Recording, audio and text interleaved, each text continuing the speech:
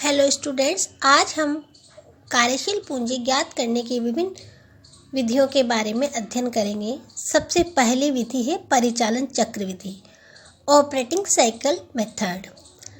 इस मेथड के अंतर्गत हमें परिचालन चक्र अवधि की गणना करनी होती है। परिचालन चक्र अवधि की गणना में हम रॉ मटेरियल कितने टाइम के लिए हमें स्टोर में रखना है, वर्क इन प्रोग्रेस में कितने समय के लिए रखना है, फिनिश गुड को हम कितने समय तक स्टोर में रख सकते हैं, हम देनदारों को कितने समय के लिए उधार पर माल बेच सकते हैं, इन सभी को ऐड करते हैं और उसके बाद हम क्रेताओं से रॉ मटेरियल कितने समय की उधारी पर परचेज कर सकते हैं। इन सभी की अवधि की गणना ही परिचालन अवधि कहलाती है। इसे हम एक चित्र की सहायता से समझते हैं। जैसे संस्था के पास कैश है, कैश से वह रॉ मटेरियल परचेज करेगी। रॉ मटेरियल परचेज करने के बाद उसे प्रोसेसिंग में फिनिश गुड बनने के लिए प्रोसेस करेगी।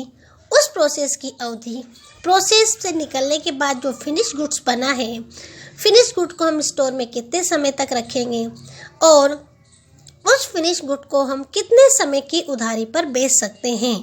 उसके पश्चात देनदारों से जो रिसीव होगी वो वापस कैश कहलाएगी। इस प्रकार से यह चक्र चलता रहता है।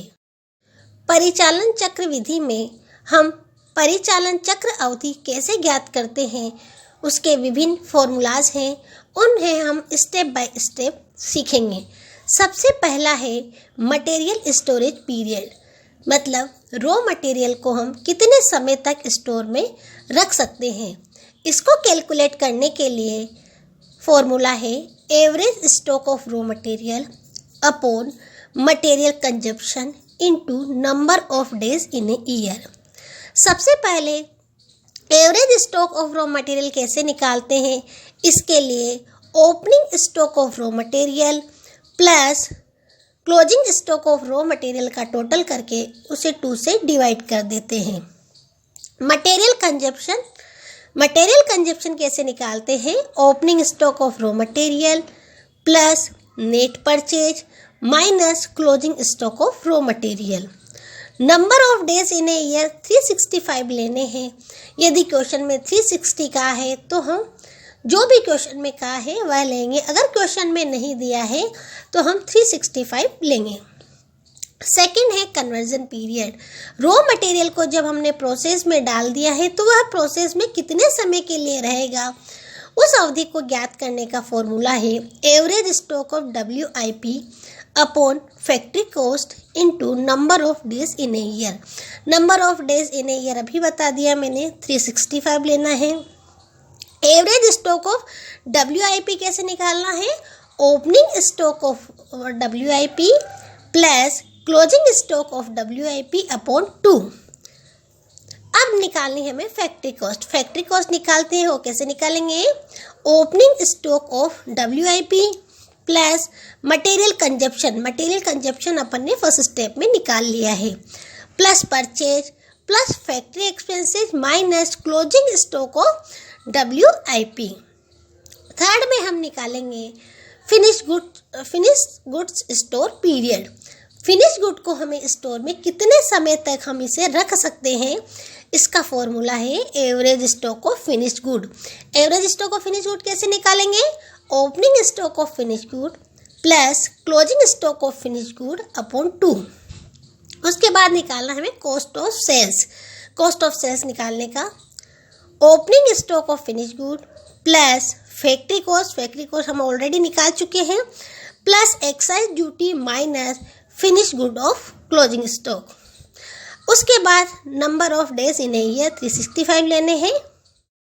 डेटर्स कलेक्शन पीरियड, जो फिनिश गुड हमने डेटर्स को उधार पर सेल किया है उसकी कलेक्शन पीरियड कितना होगा, उसे हम कितने समय में कलेक्ट करना आवश्यक है फैक्ट्री के लिए, इसके लिए हम निकालेंगे debtors collection period. Average receivable में हम opening debtors plus closing debtors, opening BR plus closing BR upon 2 करके एवरेज रिसेबल निकालेंगे अपॉन टोटल क्रेडिट सेल्स निकालेंगे। टोटल क्रेडिट सेल्स क्या होगी? जो टोटल सेल्स है उसमें से कैश सेल्स लेस करने के बाद जो बचेगी वो होगी हमारी credit sales. Number of days in a year 365 लेना है। इस तरह से हम डेटर्स कलेक्शन पीरियड निकाल लेंगे। डेटा क्रेडिटर्स पेमेंट पीरियड, जो हमने रॉ मटेरियल परचेज किया है वो हमारे क्रेडिटर्स हैं। उन्हें हम कितने समय के पश्चात भुगतान कर सकते हैं उसे कहेंगे क्रेडिटर्स पेमेंट पीरियड। वो कैसे निकालेंगे? एवरेज पेबल में क्या लिखना है? Opening creditors and BP plus closing creditors and BP upon 2 कर हम एवरेज पेबल निकालेंगे। टोटल क्रेडिट परचेज कैसे निकालेंगे? जो आपकी टोटल परचेज है उसमें से कैश परचेज लेस करने के पश्चात जो बचेगा वो होगी आपकी total credit purchase. Number of days in a year 365। इस तरह से हम परिचालन चक्र अवधि निकाल सकते हैं।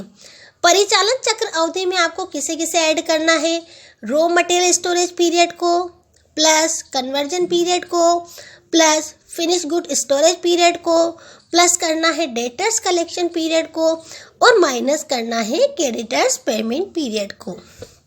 जब हम परिचालन चक्र अवधि निकाल लेंगे उसके पश्चात वर्ष के कुल परिचालन चक्रों की संख्या, यह तभी आवश्यक होगा जब हम ये वर्किंग कैपिटल का सेकंड फॉर्मूला यूज़ करेंगे।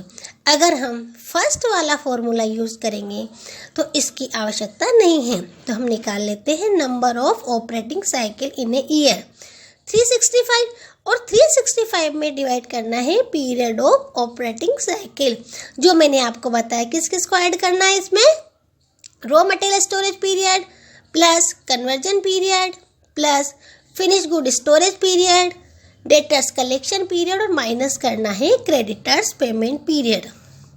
इस तरह से आ जाएगा आपके पीरियड ऑफ ऑपरेटिंग साइकिल। अब निकालते हैं हम estimated working capital. Estimated working capital हम कैसे निकालते हैं? उसके 2 फॉर्मूलास हैं। पहला है operating expenses upon 365 into operating cycle period. अगर हम इस वाले फॉर्मूला का यूज़ करते हैं तो हमें यह परिचालन चक्रों की संख्या की गणना करना आवश्यक नहीं है। यहाँ ऑपरेटिंग एक्सपेंसेस जो परिचालन व्यय है संस्था को चलाने की वह लेंगे upon 365 into operating cycle period, जो हमने इन 4 को जोड़कर और क्रेडिटर्स पेमेंट पीरियड को लेस करने पर निकाला है वो होगा आपका ऑपरेटिंग साइकिल पीरियड।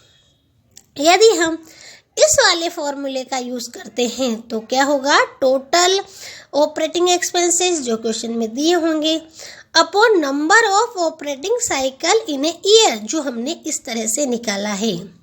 इसकी आवश्यकता तभी होगी जब हम सेकंड फॉर्मूले का यूज़ करेंगे। यदि हम फर्स्ट फॉर्मूले का यूज़ करते हैं तो number of operating cycle in a year निकालने की आवश्यकता नहीं होगी।